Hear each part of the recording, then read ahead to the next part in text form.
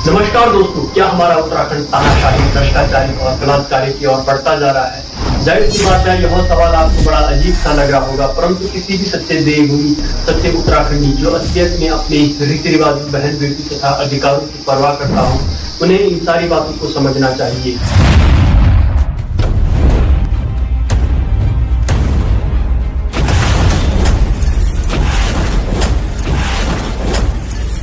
दोस्तों, पिछले कुछ वर्षों में जो कुछ भी हुआ उत्तराखंड में, उसे सुनकर आपकी आंखें खुल जानी चाहिए।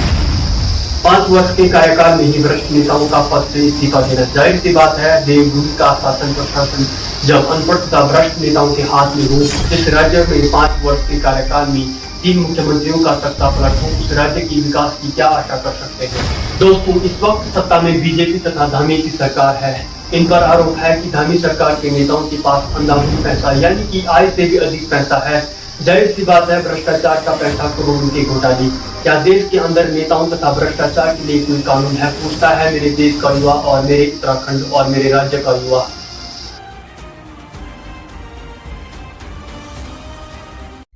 दोस्तों, जरा ये बात कान खोल के सुनिए कि हमारे उत्तराखंड का शासन प्रशासन इतना भ्रष्ट है कि जेल में निर्दोष लोगों की हत्या की जाती है और बिना किसी कार्रवाई और बिना किसी रिपोर्ट दर्ज के जो है निर्दोष लोगों को अरेस्ट किया जाता है और उनके साथ जो है गलत व्यवहार किया जाता है तथा मीम बनाने वाले मीमों को जो है अरेस्ट करके उनके साथ भी गलत तरीके से जो है बर्ताव किया जाता है। दोस्तों, उत्तराखंड राज्य को बर्बाद करने में उत्तराखंड के कुछ टीवी चैनल्स और न्यूज चैनल्स का सबसे बड़ा हाथ है। वो बस नेताओं के गुलाम बनते फिरेंगे।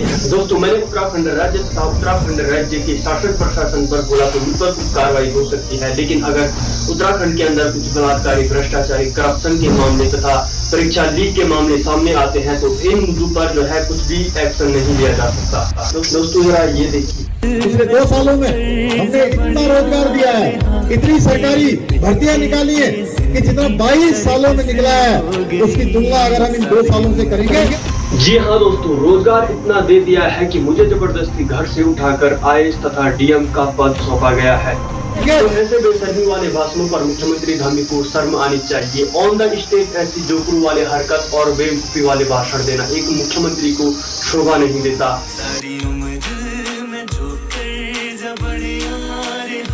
तेरे पीछे की जिंदगी सर्कस हो गई।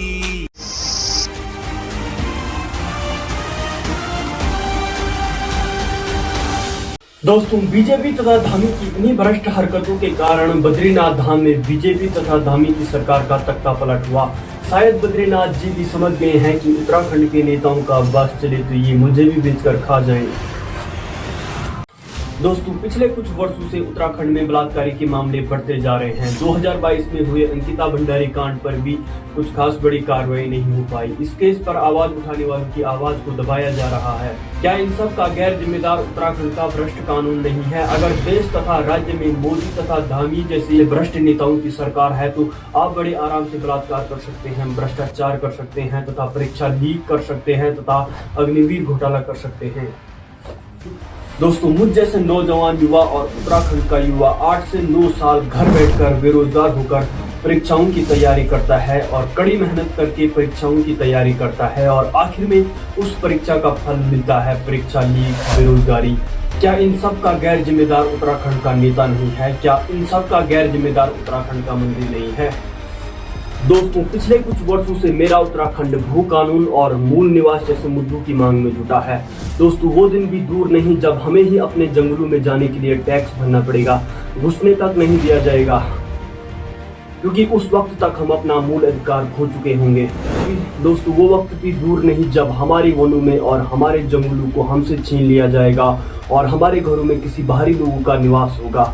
हमारी खुद की कोई आइडेंटिटी तक नहीं रहेगी और इन सब का गैर जिम्मेदार रहेगा उत्तराखंड का भ्रष्ट कानून और उत्तराखंड में बीजेपी सरकार। दोस्तों, सदैव से ही मुख्यमंत्री धामी ने उत्तराखंड को तोड़ने का कार्य किया है, चाहे केदारनाथ जैसे पवित्र पौराणिक मंदिरों को दिल्ली की गंदी नालियों तक पहुंचाना हो।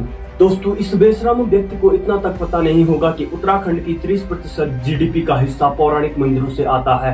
धामी नहीं चाहते हैं कि गढ़वाल मंडल का कभी भी विकास हो, गढ़वाल मंडल कभी भी विकास सीमा को पार करे।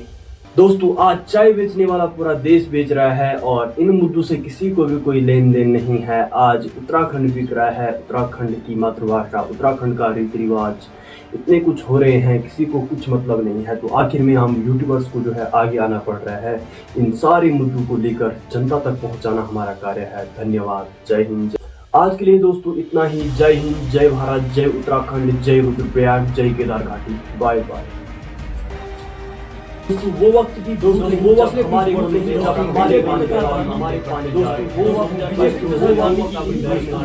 कारण